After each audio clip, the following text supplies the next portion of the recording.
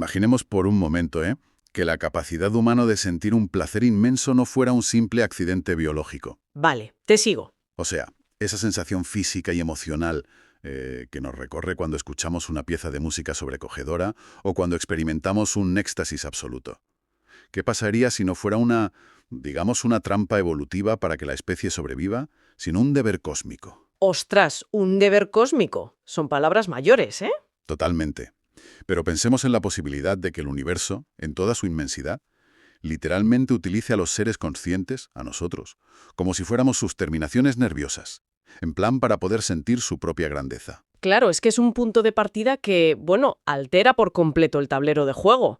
O sea, desplaza el placer de ser un tema puramente de biología o de psicología y lo coloca en el centro de la ontología, de la filosofía del ser, vaya. Exacto, exacto. Ya no estamos hablando del típico hedonismo de fin de semana, sino de la arquitectura misma de la realidad. Y ese es precisamente el núcleo de nuestra inmersión a fondo de hoy. Tenemos sobre la mesa un material, vamos, interesantísimo. Es una colección de 12 aforismos. Sí, unos textos preciosos, por cierto. Brutales. Son 12 fragmentos poéticos y filosóficos que nos proponen una reescritura total de nuestra relación con la vida, con el placer, el éxtasis y la existencia.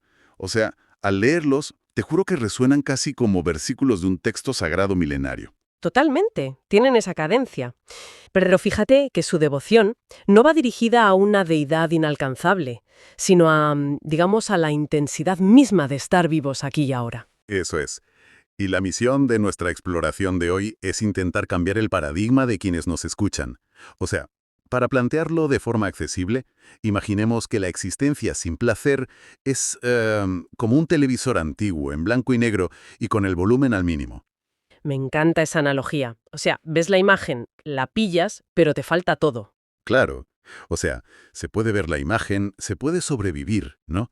Pero el placer es ese botón que de repente enciende el color en 4K y te pone el sonido envolvente. Es lo que hace que la transmisión realmente valga la pena.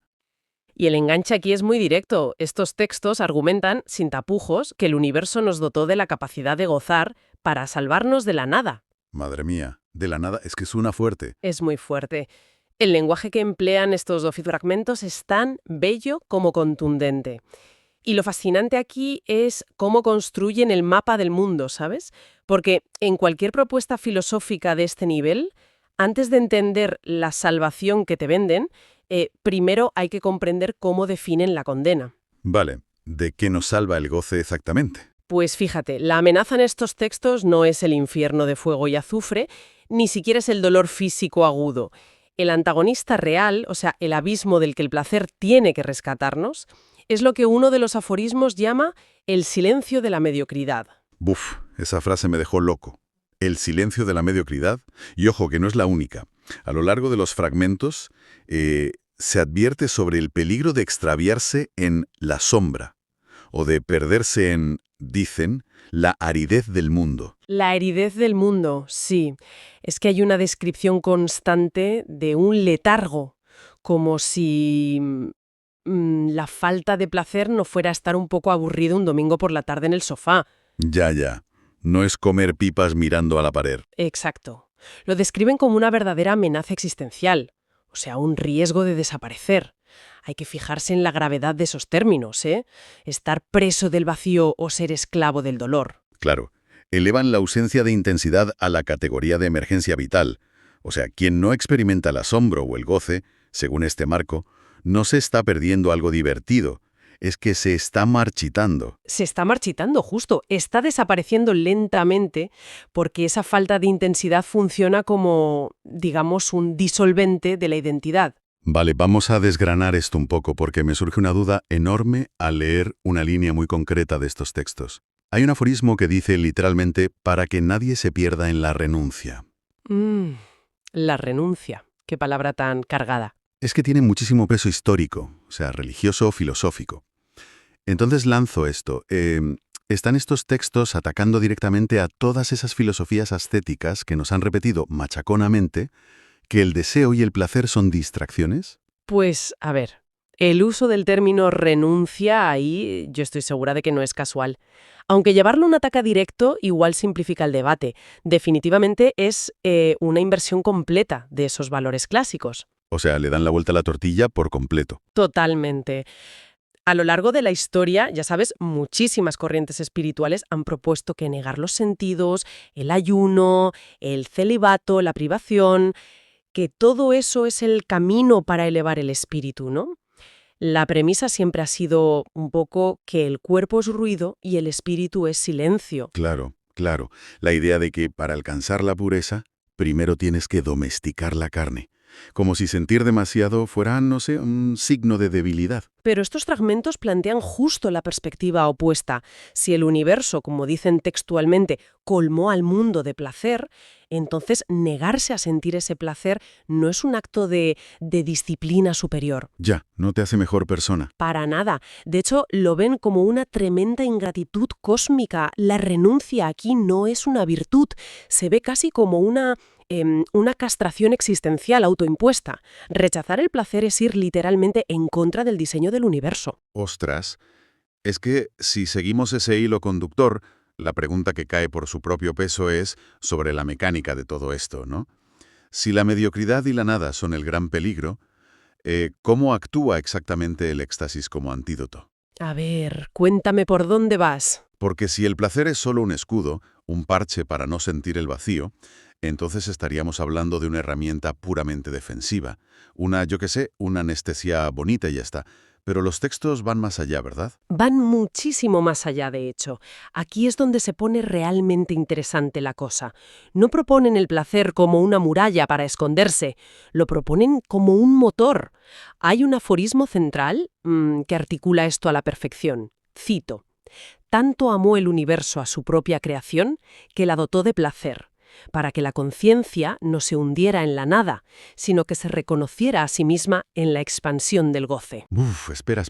Esa idea de que la conciencia se reconozca a sí misma me rompió los esquemas por completo. Es que es brutal. Sugiere que antes de experimentar el placer, nuestra propia conciencia no tiene forma. O sea, no sabe dónde acaban sus límites. Es como si el éxtasis fuera un espejo. Y esto nos devuelve a la analogía de las terminales nerviosas que decíamos al principio, ¿no? Sí. Si conectamos esto con el panorama general, el acto de sentir intensidad es autoconocimiento. Claro, si la existencia, como dice otro fragmento, ama su propio éxtasis, nosotros somos el instrumento. O sea, nuestra capacidad de disfrutar no tiene nada de egoísta. Es un servicio a la vida. Es, digamos, una redefinición radical del hedonismo. Total. Pensemos en cualquier acto de deleite profundo. Escuchar un vinilo de tu banda favorita con los ojos cerrados. O morder una fruta perfecta. O simplemente, yo qué sé, el calor del sol en la cara en pleno enero. Qué maravilla. Bajo la lupa de estos textos, no te estás dando un caprichito individual encapsulado en tu cerebro.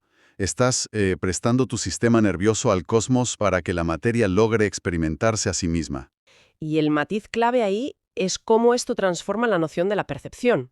Porque habitualmente entendemos el placer como un verbo pasivo. Algo que te pasa, un estímulo agradable choca contra ti y tú eres el recipiente. No. Ya, como que lo recibes y punto. Exacto. Sin embargo, los fragmentos formulan el éxtasis como una herramienta activa, como una expansión geométrica del ser.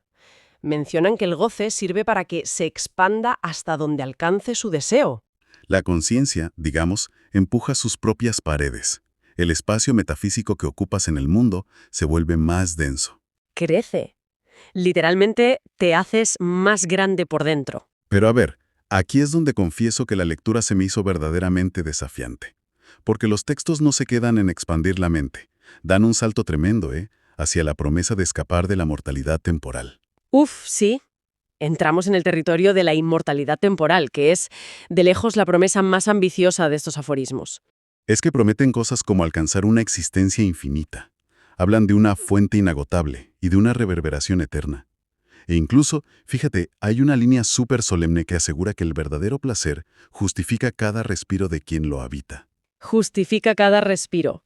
Es precioso. Es poesía pura. O sea, Un solo instante de plenitud compensa décadas de rutina. Pero aquí necesito pedir ayuda terrenal, ¿eh? Porque a nivel literario te lo compro, pero mecánicamente esto plantea una paradoja gigante. A ver, ¿en qué sentido ves la paradoja? Pues en la pura biología. O sea, sabemos empíricamente que el éxtasis es efímero. Nuestros neurotransmisores, la dopamina, la serotonina, no pueden estar al 100% indefinidamente. Nos freiríamos por dentro. Literalmente nos quemaríamos, ¿sí? El cuerpo busca el equilibrio. Eso es, la homeostasis. Entonces, ¿cómo es posible que una sensación física, temporal, un subidón de minutos, te dé una existencia infinita? O sea, pregunto, ¿no es eso pura pose poética sin sustento real? Esto plantea una pregunta importantísima y es una objeción muy lógica. Si medimos el tiempo con un cronómetro de muñeca, la idea se desmorona. Pero la eternidad que plantean estas filosofías, que por cierto cuadra bastante con estudios modernos de neurociencia, no se refiere a una cantidad de tiempo. No prometen que vayas a vivir 1000 años. Vale, entonces, ¿de qué hablan? Hablan de una eternidad, digamos, vertical, de la profundidad de la experiencia. La intensidad rompe la linealidad del tiempo. A ver, explícame eso de la eternidad vertical. ¿Cómo altera la intensidad la percepción del tiempo? Pues mira, si observamos lo que ocurre en el cerebro humano durante los estados de flujo extremo, o en el éxtasis místico, o cuando te sobrecoge una obra de arte, la percepción lineal del tiempo colapsa. Hay unas redes, concretamente la red neuronal por defecto, que son las encargadas de construir tu narrativa autobiográfica. Vale, la vocecita que te dice qué hiciste ayer y qué vas a cenar hoy. Exactamente. La que te tiene maquinando, pues en momentos de intensidad absoluta, esa red se silencia, se apaga casi por completo. O sea, el pasado y el futuro desaparecen de la ecuación. Desaparecen totalmente. Tu atención se ancla en el momento presente con una densidad brutal. Y cuando tu cerebro deja de procesar el tiempo como una secuencia de antes y después, el ahora se vuelve eterno a nivel perceptivo. Claro, no hay límite porque no hay transcurso. Eso es. A eso se refieren con la reverberación eterna. Aquí, una vez que has experimentado esa profundidad abismal, el impacto cognitivo te altera la línea base, para siempre. Ostras. Es como cambiar una regla de medir, que la pones plana a lo largo de una mesa, por una plomada que tiras hacia el fondo del océano. Qué buena analogía. Sí, O sea, la longitud de la regla da absolutamente igual, si la plomada baja kilómetros en un solo punto. Y claro, esa plenitud que nace de sentir cambia por completo el peso de la vida. Solemos pensar en una vida plena como una vida larga. No, soplar 100 velas, sumar días y ya está. sumar días caminando en línea recta. Pero bajo esta lente, un solo momento de estar verdaderamente encendido, o sea, de éxtasis absoluto, vale más, tiene mucha más realidad que 40 años de caminar sonámbulo en la aridez. Es que esa es la distinción vital entre durar y existir. O sea, durar es un fenómeno puramente cronológico. Es apilar latidos del corazón uno detrás de otro, evitando peligros. Sobrevivir. Pero existir, según estos aforismos, requiere ignición. Requiere prender la chispa. Exacto. Requiere encender esa chispa del asombro, aunque sepas que el destello es breve. Porque el eco de ese destello es lo que te da esa existencia infinita. Entonces, ¿qué significa todo esto?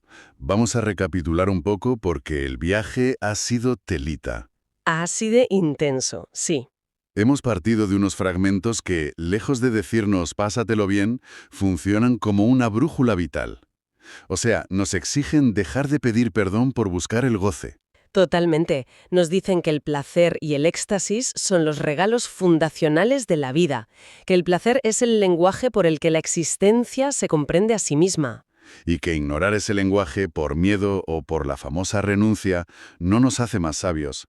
O sea, nos hace invisibles. Nos disuelve en esa mediocridad, en ese vacío que, según los textos, es la verdadera muerte. Es un marco de pensamiento que, claro, exige eliminar toda esa culpa cultural que le ponemos al disfrute. Te pide reconocer que buscar la intensidad no es una distracción del trabajo duro de vivir. Es que es tu responsabilidad principal. Y esto, fíjate, inevitablemente nos deja frente a un dilema muy incómodo para el día a día. Porque la teoría es preciosa. Claro, plantearlo en abstracto es fácil. Aterrizarlo cuando suena el despertador a las 7 de la mañana, pues cuesta más. Exacto. Si damos por buena la premisa central, esa frase de que todos encuentren su verdad en la intensidad, el choque contra nuestra rutina es brutal, porque nos obliga a cuestionarnos cuántas horas nos pasamos habitando el conformismo. Muchísimas. Pensemos en una tarde cualquiera donde nos dejamos llevar por la inercia, donde nos anestesiamos con el móvil, con estímulos baratos, solo porque es lo cómodo. Es que, bajo la luz de esta filosofía, estos momentos ya no son un descansito inofensivo, son pequeñas rendiciones ante la nada.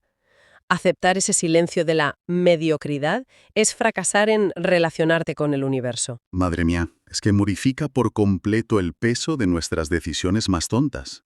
Y aquí es donde quiero lanzar una reflexión final, una provocación para quien nos esté escuchando al otro lado. A ver, dispara. Si la verdad de nuestra existencia solo se revela a través de la intensidad del gozo, ¿en cuántas áreas de nuestra rutina nos estamos conformando con la aridez del mundo?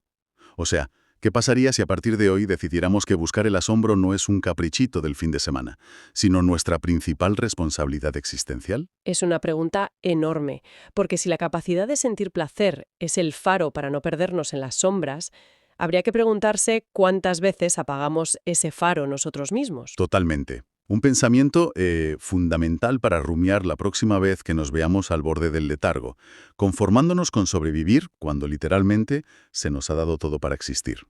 O sea que venerar el dolor, glorificar el estar siempre exhaustos, nos ha abocado, a un mundo exhausto. Un mundo completamente agotado. Nos ha empujado a diseñar sistemas socioeconómicos basados en la carencia y ha dejado a su paso a seres humanos que están, en esencia, completamente rotos por dentro. Rotos. Y claro, si queremos llegar a asimilar por qué proponen el placer como la cura definitiva, la lógica nos dice que primero debemos diseccionar la enfermedad. Lógico. ¿Y cómo abordan los textos el origen de esta enfermedad exactamente? Pues lo hacen a través de un concepto que ellos denominan el camino de las sombras. El camino de las sombras. Suena oscuro. Lo es, lo es. Plantean un análisis histórico sobre cómo la humanidad ha sido programada a fuego para creer que la privación nos purifica. Ya. La idea de que enfrentarnos a un entorno hostil nos hizo fuertes. Claro, durante milenios enfrentarnos a ese entorno hizo que sobrevivir dependiera de soportar una dureza extrema. Pero el problema, y este es el argumento central de las fuentes, es que hemos mitificado esa dureza. Hemos hecho de la dureza un altar. Exactamente. Y el dolor prolongado y no resuelto, da igual si es un dolor físico, una herida emocional profunda o un vacío existencial, no es un proceso de purificación. ¿No te hace mejor persona? Para nada. Lo que hace, en realidad, es deformar por completo la percepción humana. Un sufrimiento constante endurece la mirada, atrofia la empatía y, estrecha la conciencia. Te reduce a un estado de alerta permanente, ¿verdad? Eso es. Quien habita desde la herida se vuelve crónicamente reactivo, muy desconfiado y tarde o temprano adopta una postura defensiva que acaba convirtiéndose en ofensiva. A ver, esa descripción me hace visualizar a un animal malherido, un animal acorralado en un bosque. Es una analogía perfecta. El animal no lo va a percibir como ayuda.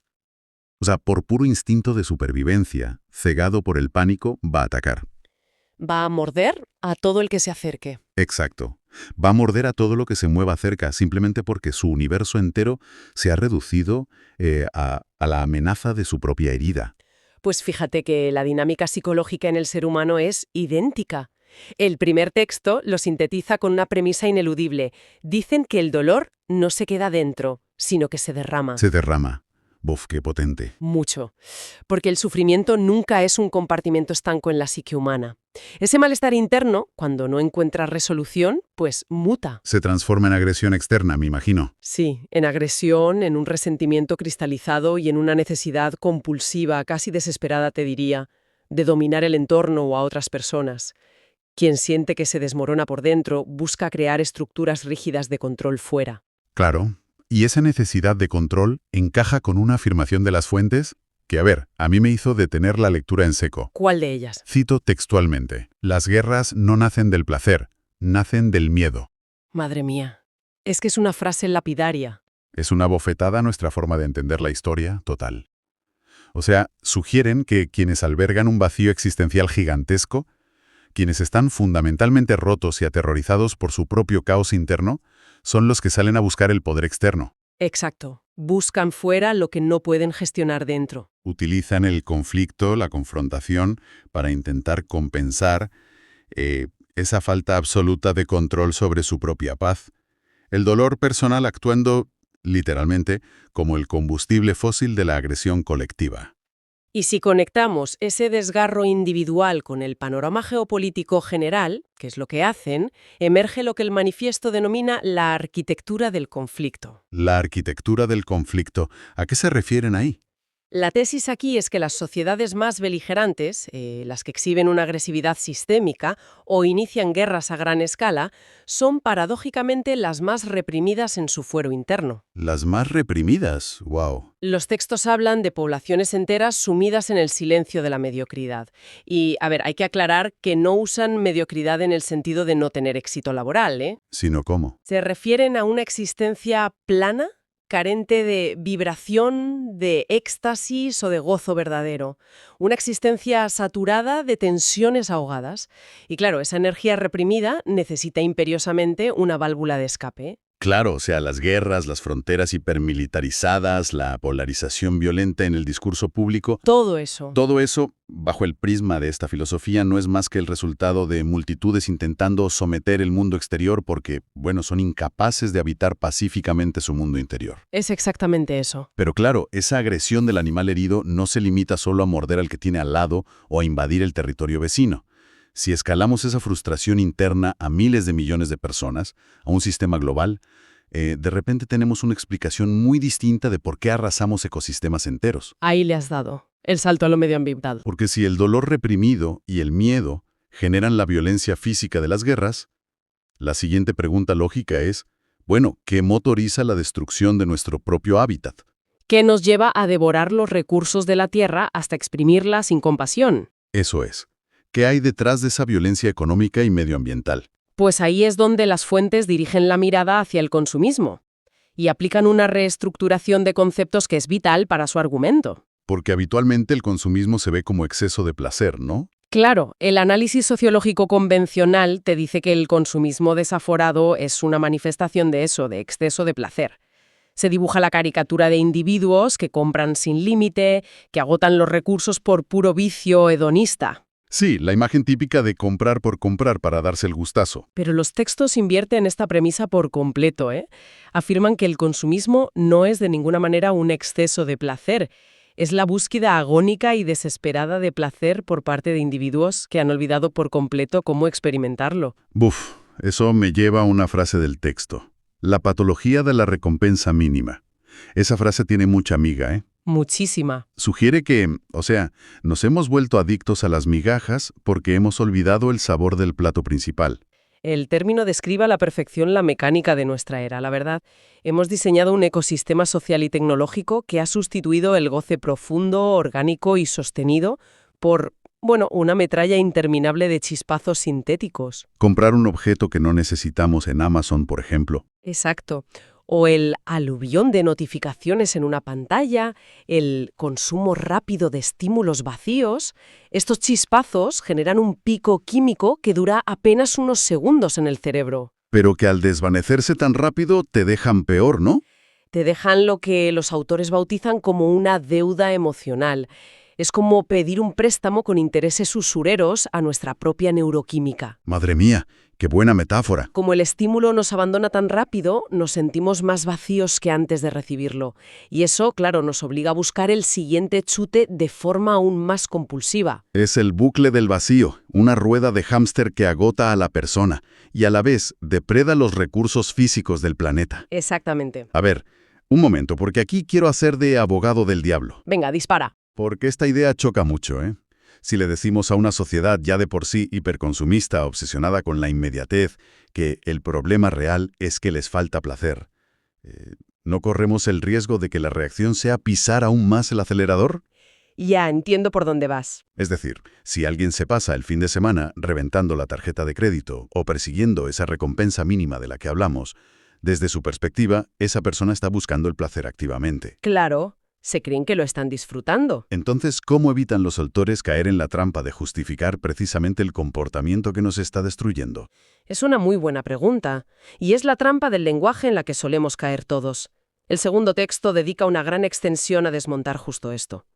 La clave radica en redefinir de forma implacable los términos. A ver, ¿cómo lo redefinen? Pues lo que la sociedad de consumo nos vende como placer, esa descarga rápida, la adquisición compulsiva, la evasión pura y dura, los textos lo catalogan, sin tapujos, como un anestésico. Un anestésico, o sea, para adormecer. Exacto. Es un sedante diseñado para no sentir el dolor del vacío, no una herramienta para experimentar la vida de verdad.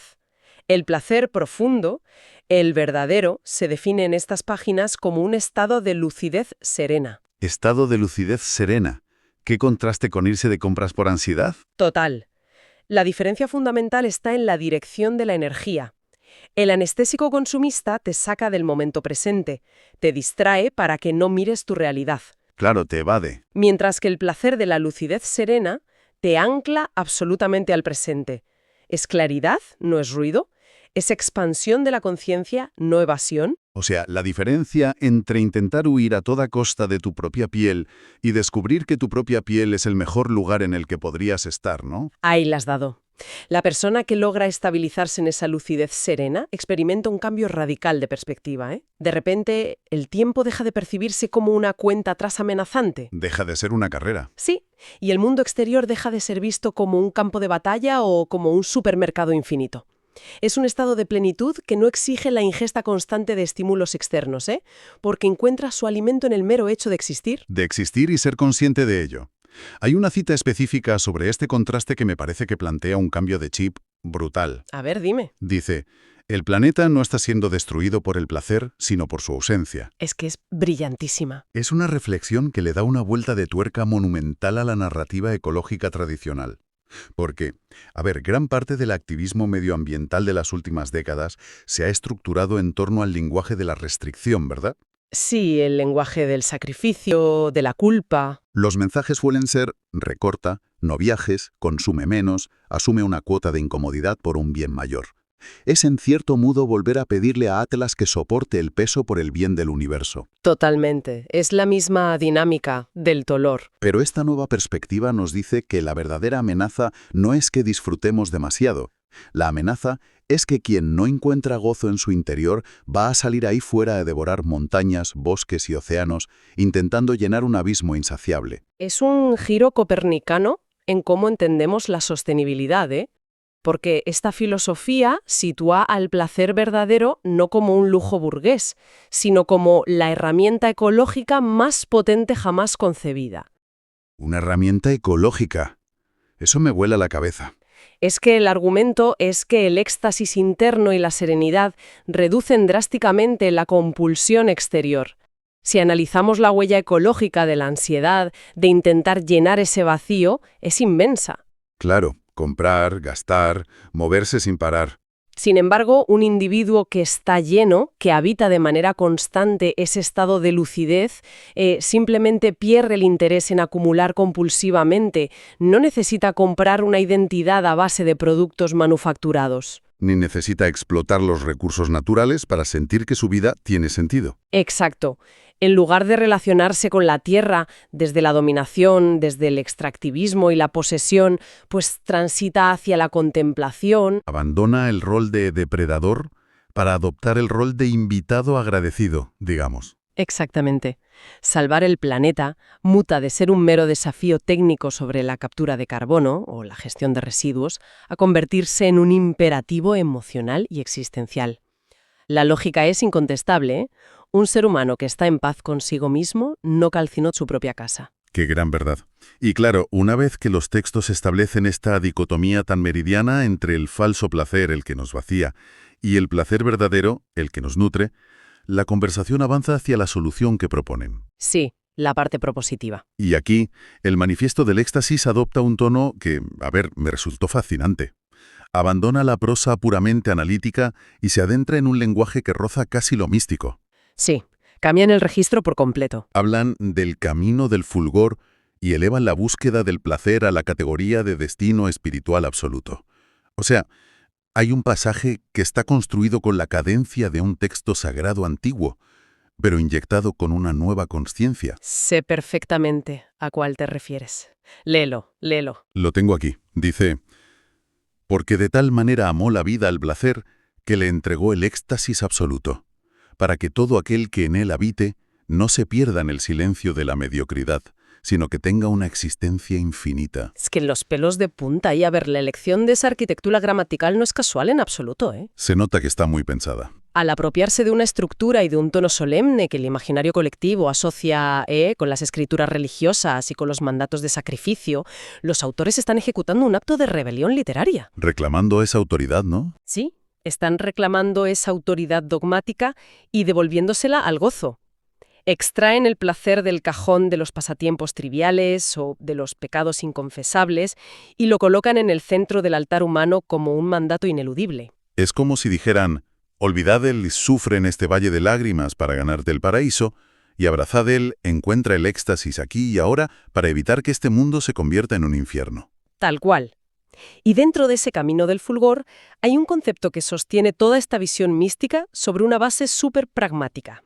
Hablan del éxtasis entendido como el estado de máxima eficiencia existencial. Máxima eficiencia existencial. Me parece un concepto extraordinario, pero, a ver, ¿cómo fundamentan los textos que el éxtasis sea eficiente? Porque solemos asociar la eficiencia con máquinas operando al límite, no con la paz interior. Claro, suena contradictorio al principio, pero lo explican a través de la termodinámica de las emociones, por así decirlo. A ver, explícame eso. La paz interior es el estado de menor fricción y, por tanto, el que menos energía desperdicia. Pensemos en la cantidad colosal de energía que gasta un individuo promedio cada día lidiando con la envidia. O sosteniendo máscaras sociales. Exacto.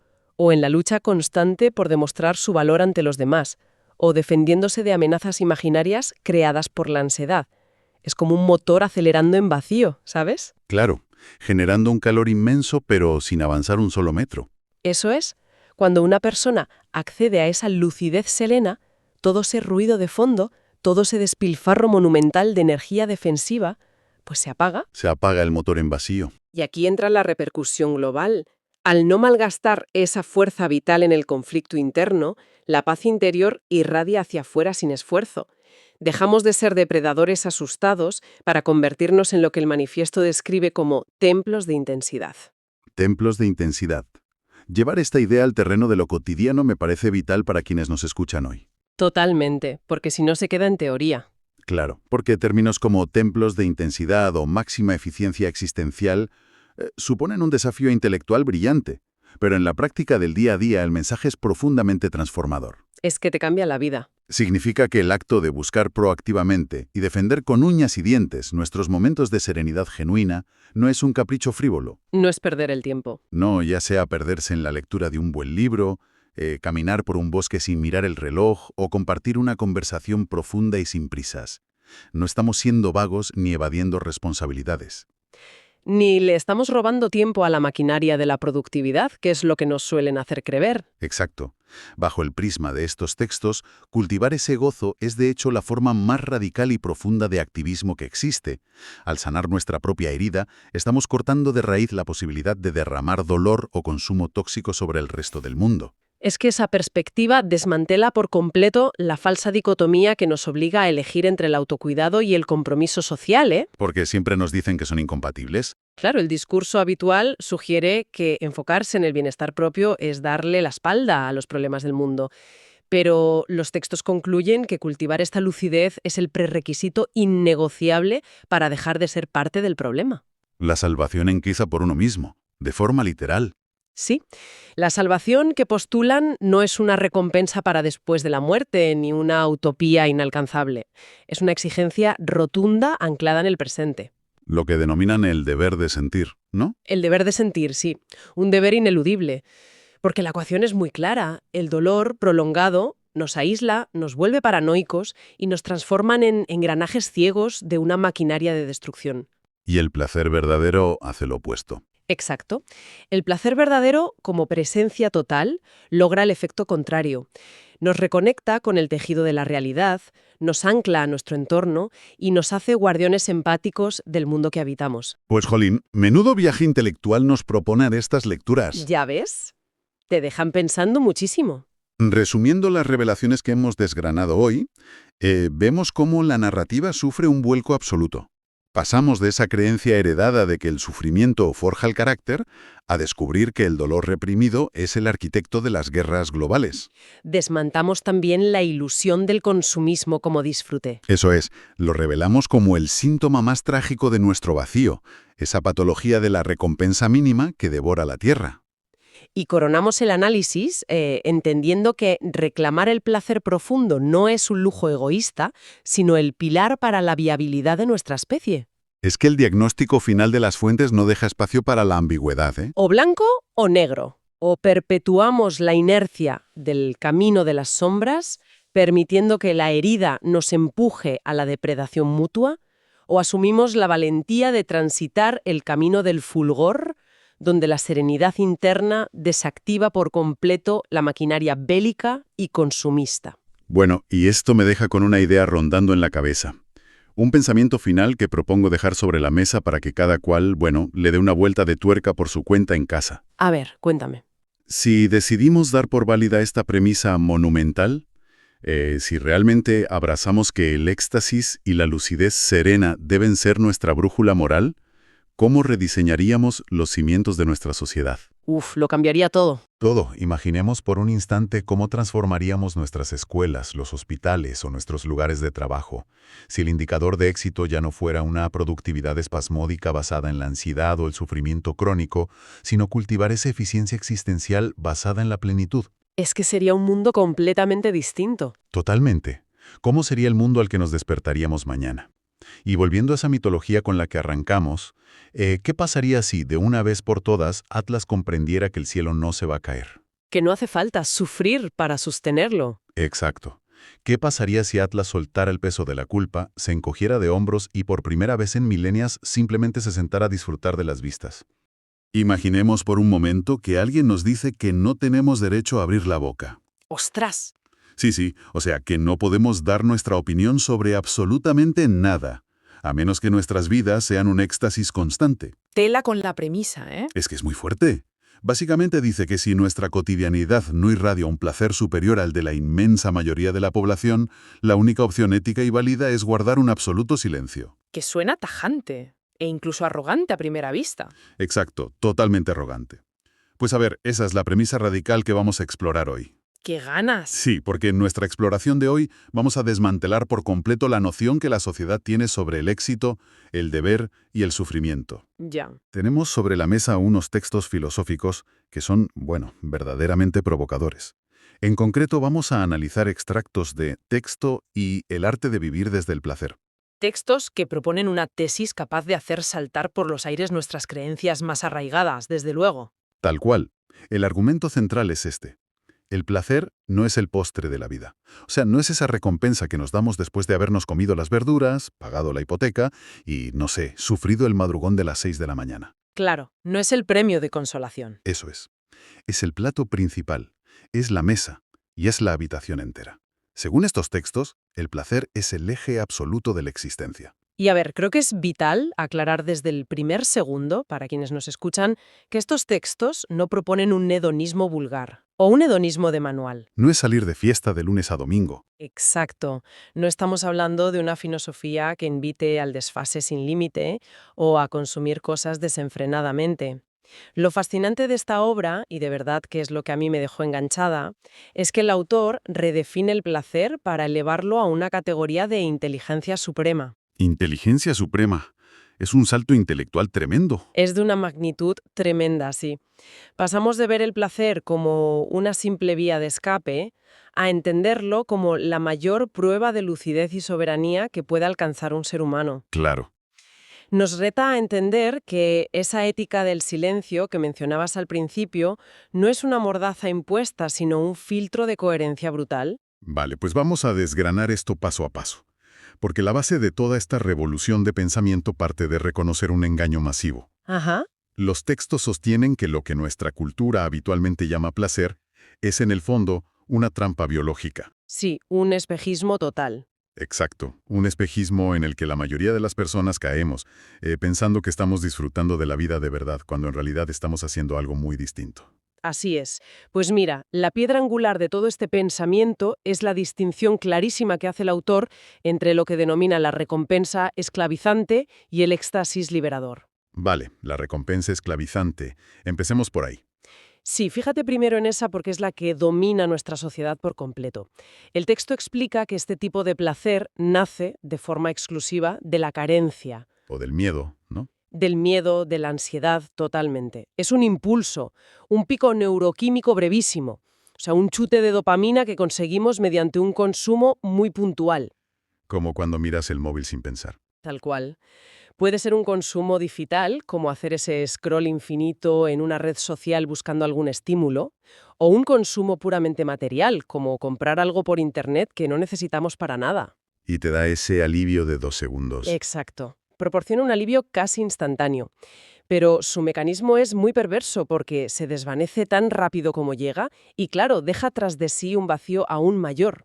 Lo que en el texto llaman la resaca emocional. Eso es. Y para explicar el mecanismo exacto de por qué ocurre esto, el texto utiliza una metáfora que es brillantemente dolorosa. Dice que perseguir esta recompensa esclavizante es idéntico a rascarse una herida.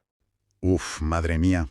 Es una imagen tremendamente visceral. Sí, pero muy gráfica, la verdad. Lo es porque explica el porqué de nuestro comportamiento. Cuando alguien se rasca una herida, en realidad no está buscando experimentar un goce superior, ni un estado de expansión vital, ni nada de eso. Solo quieres que pare el picor. Exacto. El único objetivo es dejar de sentir esa molestia, silenciar la incomodidad o el dolor por un instante. Es una anestesia. Es una maniobra puramente anestésica. Y el problema de utilizar el placer como anestesia es que su efecto final es la dependencia absoluta. Como la herida subyacente nunca se cura con ese gesto de rascar, Claro, vuelve a picar. vuelve a picar y la necesidad de volver a rascarse regresa con mucha más fuerza. O sea, te vuelves esclavo del rascado. De ahí lo de recompensa esclavizante. Exactamente. Frente a esta trampa enorme, el autor contrasta el concepto del placer verdadero o éxtasis liberador. Y aquí, fíjate, cambia por completo la mecánica. A ver, Este éxtasis no surge de la falta de algo, ni de la necesidad de huir de un malestar. Surge de la expansión del ser humano. ya. No es una reacción desesperada frente al dolor, sino la consecuencia lógica de habitar el momento presente con una intensidad total. La diferencia fundamental, el gran qué de toda esta cuestión, es que este éxtasis no es un evento aislado que sube y baja de golpe. No es un pico de dopamina. No. Es un estado continuo. Es una corriente subterránea que te otorga una paz vibrante y soberanía personal.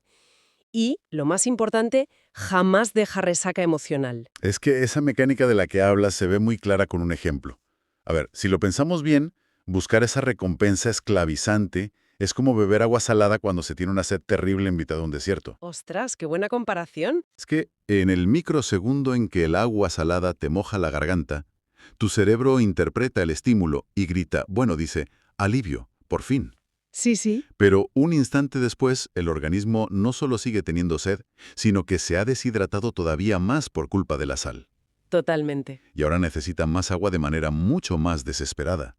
O sea, el individuo se vuelve esclavo de ese trago dañino. Tal cual. Por el contrario, el placer verdadero, este éxtasis del que hablan los textos, sería el equivalente a descubrir un manantial inagotable de agua dulce dentro de uno mismo. Claro. Y quien encuentra ese manantial ya no corre desesperado buscando charcos o espejismos de agua salada. Exacto. Sencillamente porque ha empezado a habitar la fuente. Eso es. Y claro, escuchar esto lleva irremediablemente a una pregunta profunda sobre nuestra educación, creo yo.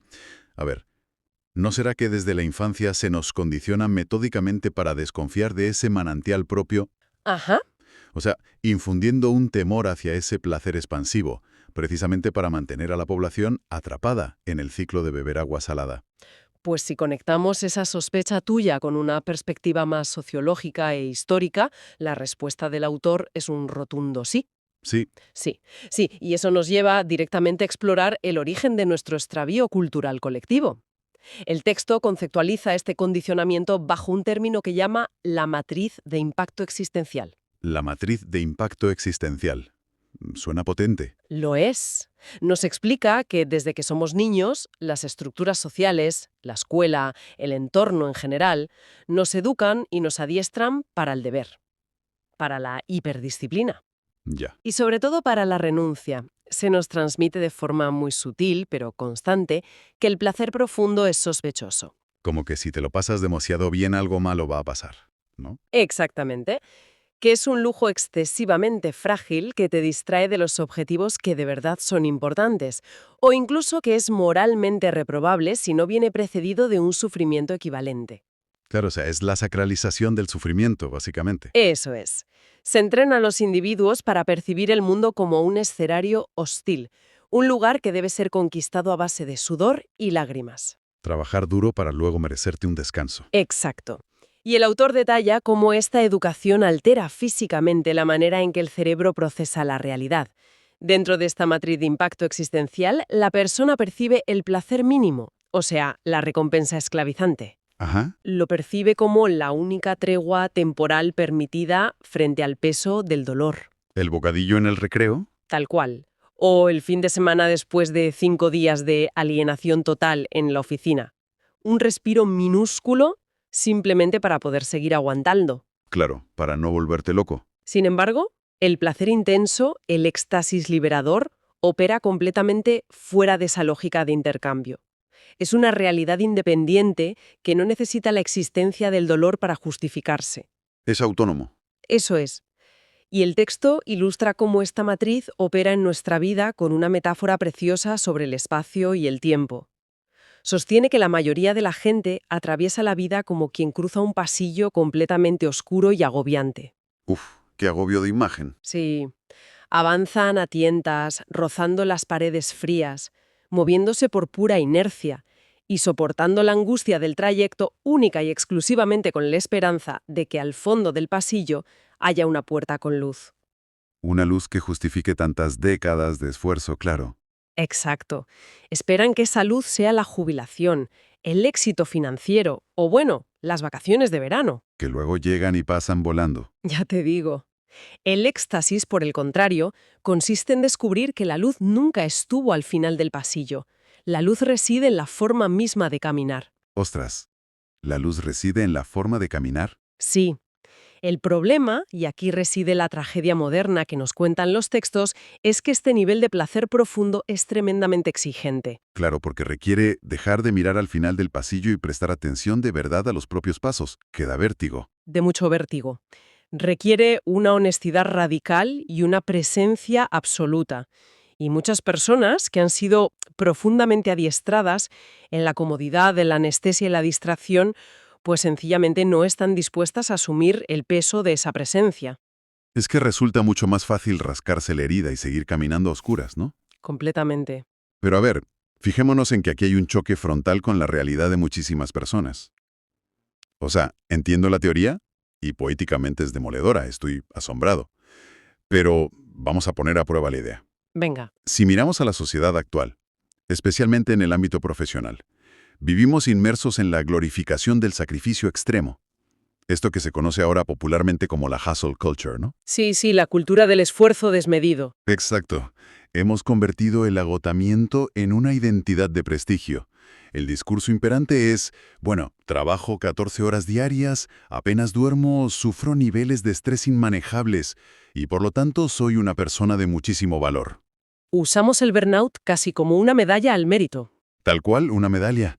Entonces, el contraargumento más lógico que cualquier persona podría plantear al escuchar esta filosofía sería puramente pragmático. A ver, habrá gente que nos esté escuchando ahora mismo en un trayecto de metro, yendo hacia un trabajo monótono y pensando en las facturas que hay que pagar este mes. Lógico. Claro, decirle a esa gente que el éxtasis debe ser la regla y no la excepción suena casi a una burla o a un privilegio de clase, ¿no te parece? Totalmente. O sea, si este placer no es un evento de fin de semana en un spa de lujo, sino un modo de percepción, ¿cómo responde el autor a la excusa tan mundana de que la dureza de la vida no deja margen para el éxtasis? Pues, fíjate, esa es una objeción fundamental. Y el texto la aborda de frente. ¿Así? Sí, desmontando precisamente la idea de que el placer requiere circunstancias perfectas o, no sé, cuentas bancarias abultadas. El autor nos dice que esa objeción nace de seguir confundiendo el éxtasis con el consumo. Vale. Nos han vendido que el placer es un producto que se compra o un destino exótico al que se viaja, y por eso parece un privilegio de ricos. Pero Kanuma es sumamente claro en esto.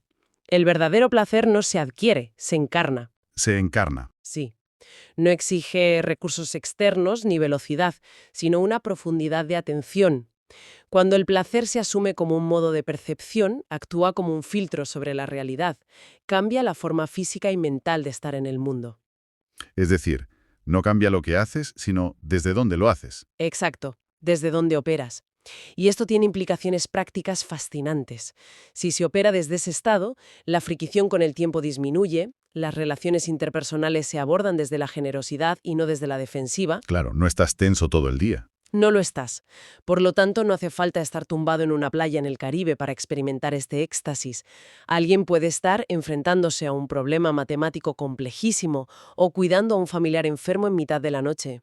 O haciendo facturas en una oficina. O haciendo una tarea administrativa tediosísima. Si esa acción se ejecuta desde una conciencia de expansión interior, prestando una atención lúcida y compasiva al presente, ¿Ya? y no desde la ansiedad de quiero terminar esto ya para recibir mi microdosis de dopamina, esa persona está habitando el éxtasis. Está iluminando su pasillo oscuro paso a paso. Qué maravilla de enfoque. La excusa de no hay tiempo para el placer se desmorona por completo bajo esta lupa. Porque el autor nos demuestra que el placer no es una actividad que encajas en los ratitos libres. No es el partido de pádel del jueves. Exacto. Es la postura existencial desde la cual decides afrontar cada segundo de vigilia. Es que es un cambio de paradigma espectacular, de verdad. Significa pasar de esa mentalidad de el placer es la distracción que consumo cuando no estoy produciendo, Ajá. a la convicción firme de el placer es la inteligencia soberana desde la cual opero, independientemente de la tarea que tenga entre manos. Lo has resumido perfectamente. Y a ver, si aceptamos esto, si aceptamos que vivir desde el éxtasis transforma por completo cómo habitamos el mundo, lógicamente debería transformar también cómo nos relacionamos y nos comunicamos con los demás. Claro. Y creo que esto nos lleva, de manera orgánica, a la conclusión más implacable y provocadora de toda la lectura. La famosa ética del silencio. Aquí es donde la cosa se pone seria. Muy seria. Hemos visto que la matriz de impacto existencial define que quien vive atrapado en el placer mínimo habla constantemente desde la necesidad. Sí. Es una voz que pide, que suplica validación, que se queja o que busca imponerse al resto. Mientras que quien habita el éxtasis habla desde la abundancia. Eso es. Entonces, ¿cómo justifica el autor esta frontera tan radical de exigir el silencio a quien no vibre en esa abundancia? Pues mira, la justifica apelando a un respeto casi sagrado por la experiencia vital. El estándar que marca el autor aquí no admite medias tintas y aborda una cuestión crucial sobre la legitimidad de nuestras propias opiniones. A ver, Citando el núcleo de su pensamiento. Dice que si la existencia de una persona no alcanza un grado de lucidez, gozo y placer superior al de la masa, su voz carece del derecho a emitirse en la esfera pública. madre mía. Si no se manifiesta una vitalidad más profunda y coherente que la del ruido general, la única postura respetuosa, ética y honesta es guardar silencio. Argumenta que pretender dar lecciones sobre la vida o verter opiniones dogmáticas, cuando tu propia cotidianidad está construida sobre migajas de bienestar y toneladas de ansiedad, Es una hipocresía. es una impostura enorme. Es una falta de respeto al milagro mismo de estar vivos. Bueno. Hay que admitir que, escuchado por primera vez, el concepto resulta durísimo. O sea, parece el edicto de un dictador espiritual que dicta, no sé, solo los iluminados tienen derecho a hablar, los demás a callar. Ya, es muy comprensible que provoque ese rechazo inicial, porque choca de frente con nuestra idea moderna de libertad de expresión absoluta, donde todos tenemos que opinar. Todos opinamos de todo, sí. Pero es imprescindible entender el matiz filosófico que aporta aquí el autor. En este marco de pensamiento, el silencio no es, bajo ningún concepto, un castigo punitivo impuesto desde fuera. No es una censura externa. No, ni tampoco es una muestra de superioridad moral, de arrogancia o de desdén por parte de quien supuestamente vive mejor. Al contrario, es una frontera autoimpuesta. un respeto hacia la propia excelencia humana. Ah, vale. O sea, nace de uno mismo. Exacto. Es la declaración máxima de coherencia íntima. El texto incluye una frase lapidaria que, para mí, lo resume todo. Dice, no negocio con lo que me rompe la coherencia. Qué buena frase. Buenísima. Todo lo que no nace de un cuerpo y una mente que conocen el impacto del goce profundo, todo lo que no irradia abundancia natural al pronunciarse, no es comunicación real. ¿Qué es entonces? Es sencillamente ruido. Es el sonido de las propias carencias, de los traumas no resueltos, de los miedos y de la necesidad desesperada de validación que intenta disfrazarse de opinión valiosa. Uf, qué dardo. Y fíjate que esa anestesia de la que hablábamos al principio se ve perfectamente reflejada en cómo consumimos y emitimos información hoy en día. Totalmente. Pensemos en cómo se aplica esto a nuestro entorno digital. Vivimos inmersos en la cultura de la opinión, donde el ecosistema de las redes sociales nos exige y casi nos coacciona para tener una postura sobre absolutamente todo. Las 24 horas del día, además. Las 24 horas. Se presiona a la gente para que opine sobre la última polémica internacional, sobre decisiones políticas ajenas o incluso sobre la vida privada de completos desconocidos. Sí, sí. Y si somos dolorosamente honestos, la inmensa mayoría de ese torrente infinito de palabras nace precisamente de la indignación. Del vacío existencial. Del vacío, exacto. O de la necesidad de pertenencia a un grupo, que es, volviendo al origen de nuestra conversación, el equivalente a rascarse la herida en público para conseguir el like que anestesia tu ansiedad por un segundo. Es que es la misma mecánica, tal cual. ¿Es lo mismo? Entonces imaginemos por un momento la magnitud de la transformación si de verdad se aplicara esta ética del silencio. Lo asombrosamente silencioso, pacífico y profundamente iluminador que sería el mundo si todas las personas decidieran hablar únicamente cuando su presencia irradiara una abundancia vital innegable. Sería un escenario verdaderamente revolucionario, la verdad. Silenciaría de golpe toda la maquinaria de la indignación. Nos quedaríamos en silencio el 90% del tiempo. Probablemente. Y esa es, precisamente, la tremenda fuerza intelectual que esconde esta filosofía. Es una llamada de atención para que nos demos cuenta de que la abundancia interior no necesita proclamarse a gritos, Claro. ni imponerse a base de argumentos agresivos en un debate de Twitter o Internet. La abundancia simplemente se nota, se percibe en la gravedad y en la calma de quien la posee. Se irradia. Eso es. Al reivindicar el silencio como postura ética, el autor nos está proponiendo un filtro de calidad existencial. Es el compromiso personal de decir, mira, no voy a hablar desde mis heridas, no voy a contribuir al ruido desde mi propia tibieza. Es muy valiente. Mucho. En un mundo hiperconectado, ruidoso y profundamente ensordecedor, elegir el silencio de forma consciente, cuando no se está habitando la expansión, es, paradójicamente, uno de los actos de soberanía y poder personal más grandes que se pueden realizar. Es tomar el control. Significa negarse en rotundo a traicionar la intensidad de vida que tú buscas. Y negarse a ser un engranaje más en la fábrica de ruido colectivo. Es como firmar un pacto íntimo que dice, bueno, no voy a ensuciar este silencio hasta que mis palabras sean más hermosas, útiles y plenas que el silencio mismo. Qué bonito eso. Me parece un punto culminante maravilloso. Y bueno, vamos a intentar recapitular el inmenso y complejo viaje intelectual que hemos hecho hoy a través de estas páginas, porque ha sido intenso. Ha sido un viaje, desde luego. Empezamos nuestra exploración de hoy demoliendo por completo el paradigma del placer como un simple vicio pasajero o un alivio de fin de semana, concedido por portarnos bien. Hemos visto cómo los textos lo elevan a la categoría de inteligencia suprema, una especie de brújula vital que nos orienta de verdad.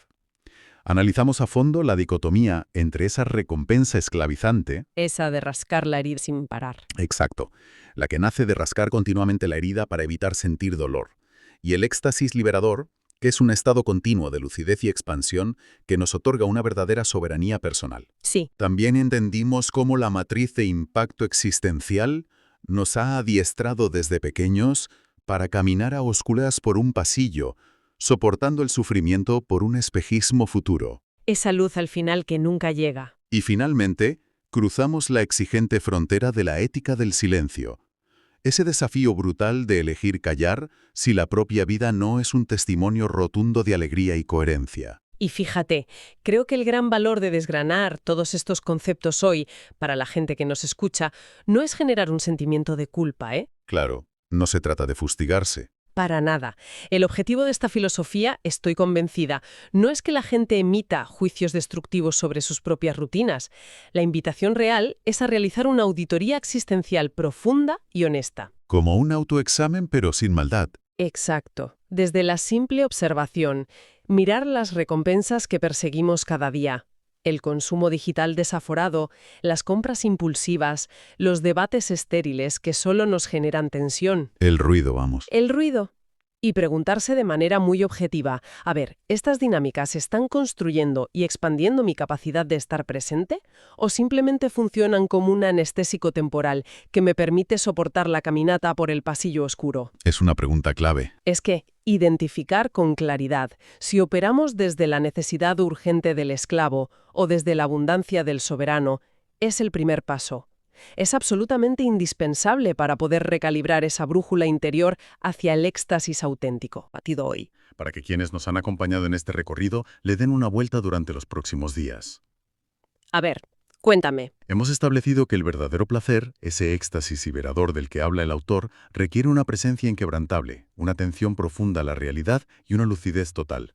Totalmente. Teniendo esto en cuenta, ¿es posible que el ecosistema tecnológico moderno y la economía de la atención en la que estamos inmersos todos no solo nos estén distrayendo como un efecto secundario sin querer? ¡Ostras!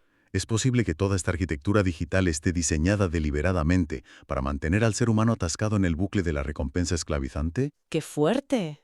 Pero tiene todo el sentido. Claro, porque si lo pensamos bien, una persona que logra vivir desde esa soberanía absoluta, que no necesita consumir compulsivamente para sentir plenitud y a la que el silencio no le aterra sino que le nutre, es una persona que se vuelve completamente incontrolable para el sistema. Es un espíritu libre. No lo pueden manipular. Exacto. Quizás, al mantener a la población en un estado perpetuo de ansiedad y distracción, rascando infinitamente la herida digital en busca de esas microdosis de alivio, se evita que descubramos el poder inmenso de nuestra propia libertad. Es, en el fondo, una invitación a auditar dónde ponemos nuestra atención. Desde luego. Porque al final resulta que el postre de la vida siempre estuvo ahí, esperando para ser el plato principal. Pero parece que alguien se encargó de convencernos de que las migajas eran suficientes con tal de que nunca llegáramos a encender la luz del pasillo. Me dejas sin palabras. Una reflexión brillante para cerrar. Bueno, muchísimas gracias por acompañarnos en esta travesía de pensamiento tan intensa.